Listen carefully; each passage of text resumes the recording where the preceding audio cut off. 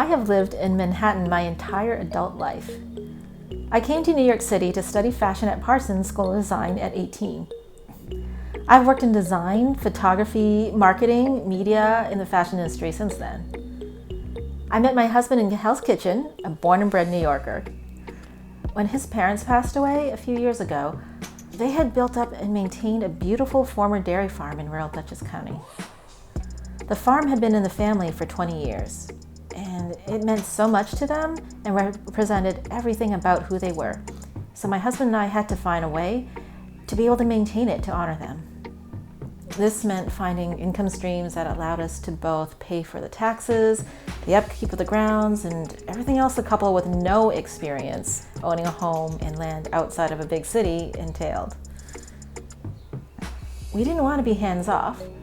We wanted to learn to enjoy this property and share it with family and as his parents wanted. We've developed a plan to rent the farmhouse as an Airbnb when we couldn't use it ourselves. And I thought we could share it with the community, hosting workshops and events that let our city friends learn to enjoy what the country had to offer.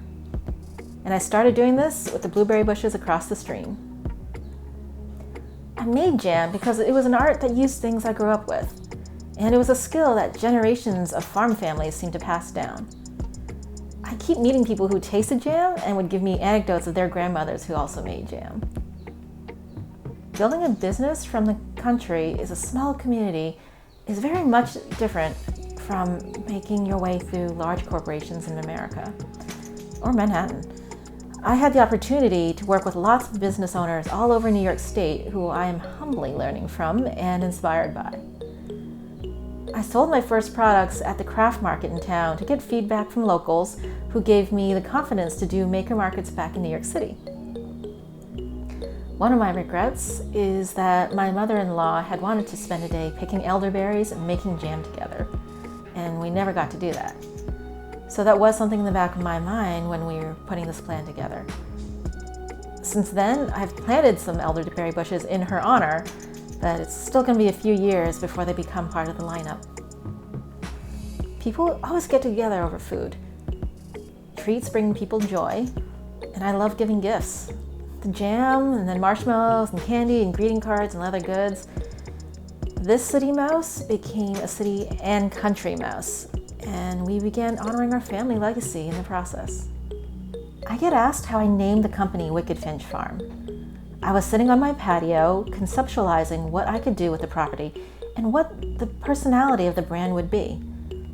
A flock of goldfinches flew over and aggressively fed on a bird feeder in front of me.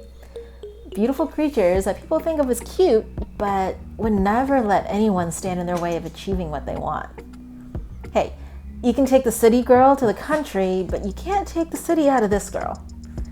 I knew I was never going to be Susie Homemaker on this farm, but I could create things that make people happy with style and humor, hence Wicked Finch. The wildlife on the property is inspirational, but the animals are also a challenge. In Manhattan, you can at least try to reason with the most difficult coworkers. How do you deal with office mates that decide to poop in your workspace or eat your supply closet? My husband and I put up a bridge cam to see who was filling the spot next to our stream. What I wasn't prepared for was the parade of animals I have never actually seen in person, but they make regular appearances here. There was a bobcat, ducks, bald eagles, fox, rabbits, and there's a beautiful crane and a blue heron that I'm going to incorporate into my next designs. This year's office Christmas party is going to be very interesting.